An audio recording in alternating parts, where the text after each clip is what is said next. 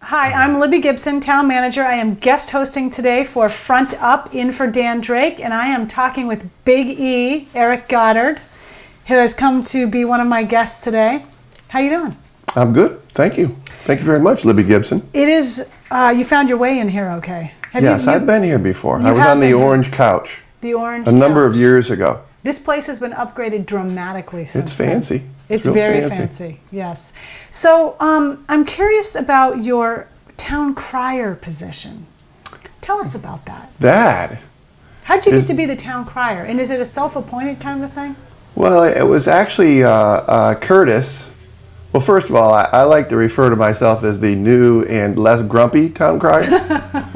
But a number of years ago, Curtis did ask if I would be interested in taking over the town crier duties. I think he was getting tired. Mm-hmm. He did it for, I believe, 31 years. Wow. Maybe 32, something like that.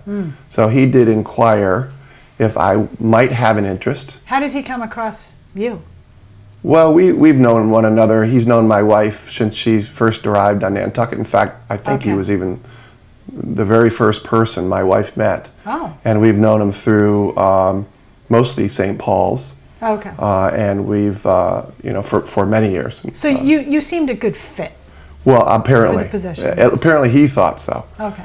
And so I did think about it for a while. Yes. I considered it. In fact, I sort of, it's certainly, I believe it's certainly an honor to do it, but I also, at the same time, didn't want to take it too lightly, and I did want to realize... Or too seriously. That's right. And I did want to realize the commitment, because it does, it limits travel at Christmas stroll, right? Yes, it does. Thanksgiving. So I did think about... When else do you get out there and ring that bell? Sometimes people ask me to do things. I do the Marla Lamb cancer fundraiser at the Quiddly Gallery on Main Street. So you wander on in when you're... Well, I sort of run the door and let the people in gradually to bid and that kind of stuff and participate that. There's other things. People sometimes ask me to do extra things. Rang in a wedding party down to Main Street to their what do you call it, a dinner, the rehearsal dinner. And a few other things. That Daffodil was the first time last year, although I got rained out. Traditionally, that's right, the crier didn't do Daffodil, but the chamber asked me to do it this past year. So that could be your signature thing, maybe. I hope not. Yeah, I think Stroll is my signature thing. Stroll is and of course the tree lighting is probably equally as significant. Don't you think to yourself, God, I hope these lights go on? I think that. Well, really? Well, that's because you're the town manager. Who is going to be responsible for this if these lights don't go on? Because I'm going to run away. I would probably laugh quite heartily. I bet you would laugh quite heartily, and then I would be there laughing. It's not really laughing. I'd be crying probably. That's good fun. Stroll's good fun. Stroll is good fun. Very good fun. It is sweet. So what other things do you do in the community? You're part of a group, Holidays for Heroes. Yeah, in fact, my good friend Tom McCann started this nonprofit Holidays for Heroes a couple of years ago, and so I've become quite active in that process. It's a great cause. It really is. It's quite uplifting, and we've managed to do some pretty wonderful things for some, profoundly deserving young men, mostly, and their families. So it's been a real honor and treasure, or a treat to do that. Excellent. In fact, we just had our second annual gala a week and a half or so. It was really great. Crowd? Great crowd, about 350 people. Wow. Great organization. Very good crowd. We've partnered with another group called Music Corps out of Washington, D.C., specifically out of Walter Reed, that in fact, the founder has just been nominated for CNN's Hero Award this year. That's incredible. Arthur Bloom. So we've sort of partnered with him for this year's gala, and we'll continue to partner with him, his nonprofit, to sort of supply funding for instruments and support for his mission, as well as the guys that we sort of know and have been introduced to together. That's great. How did you end up on Nantucket? I was in college in Michigan, and I had some friends that came out and worked for a summer, and I worked with them in the following winter. Where'd you work? Well, in Michigan. Oh, no, when you came here. Yeah, my first job, I got hired at DeMarco. Oh, restaurant business. And actually, in fact, that was my second job. Pepe hired me at the Harbor House when he was the executive chef. Mm-hmm. And I worked in the kitchen during the day, and then I got a job at DeMarco in the evening as a waiter. Did you have like a cooking background? No, I had restaurant background. I think Pep just needed a body in there, a prep body, right? And you looked that was good fun. And there you are. Well, I think it was just luck. I got there at the right time. So then what?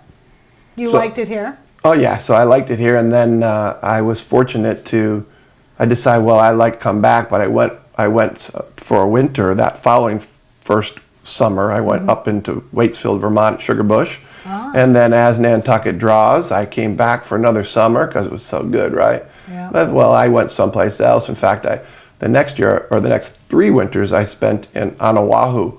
And I came back to Nantucket every time, missed Nantucket. Mm-hmm. Of course, when I came to Nantucket, I missed Oahu a little bit too. And then the following couple of years after that, I met my wife, Aunt Pammy, and then we went to Portugal for a winter and came back to Nantucket, and then we went to Switzerland for a winter and came back to Nantucket, and our first son, Keaton, was born in the spring of that last winter experience. And then we stayed ever since. So the kid arrival anchored you. It did indeed, thankfully. And all your kids, you have 4? I have 3 kids, 2 boys and a girl, and they're all born in Nantucket. And in fact, they're all born on the 28th day of their respective months. Isn't that interesting? You don't hear about that every day. It's too bad I didn't have a couple more. Yeah. To really test that theory. Yes, to really test that theory. That's right. And what are they all doing now? Is there somebody in college? Yeah, my oldest boy's at Worcester Polytech. Started his second year. WPI. Yep. Is he going to do the winter project here? No, we're just talking about that. I don't think he's going to come home for the winter. They call it the IQP, Independent Qualifying Project, that every student at WPI has to accomplish to graduate. Yes. So there are choices, literally, I think 28 different destinations around the world. Oh, okay. And he's quite interested in going to Copenhagen. Ah. And they all are given 3 choices. One is in New Zealand, for him anyways. Mm-hmm. For his major? Well, it doesn't matter what your major is. They just have these destinations that they line up specific projects. As we all know, in Nantucket, they do this. Yes. But one of them was New Zealand, Copenhagen, and his third choice is Zurich. So we don't know where he'll go. But those sound he's like working all on it. really good, interesting places to go. I think so. Yes. I hope I can visit him. Well, that would be nice. And then you could get back into your traveling. Yeah, that would be nice. You've been to a lot of different places. Well, I've been very, very fortunate, yes. Yes, that's nice. And the second child is a high school in Nantucket, Nantucket High School, and our daughter, Tierney, has just gone into high school at Nantucket. They've all been public school kids the whole way. Born and went through the system. What did town criers traditionally do in towns? What was their purpose? Well, in Nantucket, the crier traditionally, really since we know, or since we have record of, through the 1800s, he would quite literally, cry the news, and cry it, go down and meet the ships and announce the news that really came from Boston, consistently from Boston. Okay. So he read the news walking up Main Street and around town. He also notified of events, sometimes, tag sales.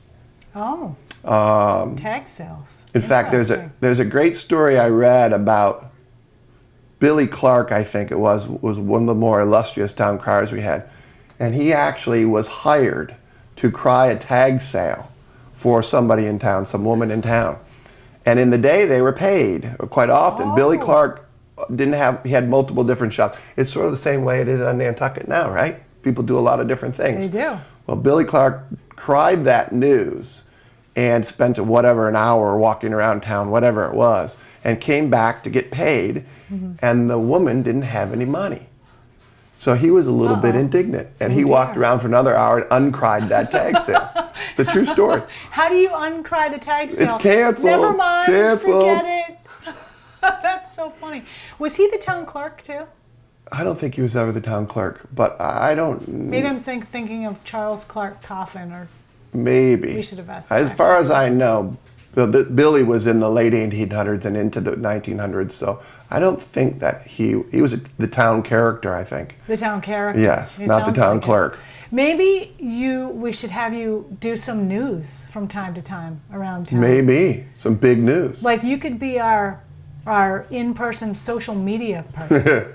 My physical social media. Your physical social media. So if we wanted to tweet something instead, we could say, okay, Eric, here, you could read. What do you read from, like a scroll, or do you just know what? Let's go ahead and not do that. Okay. Okay. Let's go ahead really and not do that. You could cry out something like, "Selectmen talking about affordable housing tonight." It would be more fun to do the stuff like Billy Clark used to do, and another story was they used to go up into the Unitarian Church Tower, and they would watch out for the boats, and they actually had a signal up there when the whale boats were coming back, when the whale ships were coming back, and they would signal to the town certain rings that they'd be an hour off or 2 hours or whatever it was. But they also had a little coal stove up there for the winters, so they'd go out and just sort of hang out. And Billy Clark apparently always used to bring a flask. And then in the medieval days, and in fact the town crier job or a position really originated back in the Roman days, where they'd get on a horse and ride and convey the news. Not on Nantucket, though. Not on Nantucket. Well, we don't know for sure.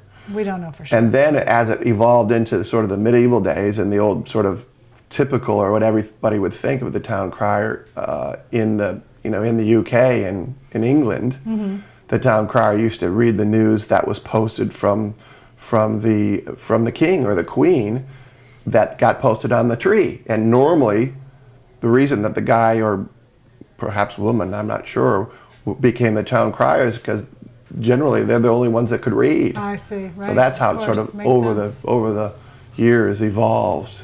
I'm really liking the idea of having you read some news once a week or so. Really? Throughout town. Okay. I like it. I like it a lot. I'll do it if I can sit in your office and do it. Well, no, you have to walk around. Oh, really? Yeah. But I got to get the hat on and put the belt. You do get the whole get-up. And I don't really have a summer outfit. It's a little hot in there. Maybe you need one. When I do the pops, it's kind of like one of those smoking hot situations. You need a summer outfit. I definitely need a summer outfit. The job just doesn't pay enough to afford a summer outfit, though. Maybe but we'll we work can on take that. up a collection. They'll get mad if I collect. We could have a small fundraiser to get you a summer outfit. Okay, we can do that. But I think we're fine with doing just the events that I currently do. Maybe we shouldn't expand it. Maybe well, we'll talk about that. We'll do a trial run of some news being read out. Well, if you like. It could get very interesting. If you insist, Libby Gibson. Well, okay, thank you very much.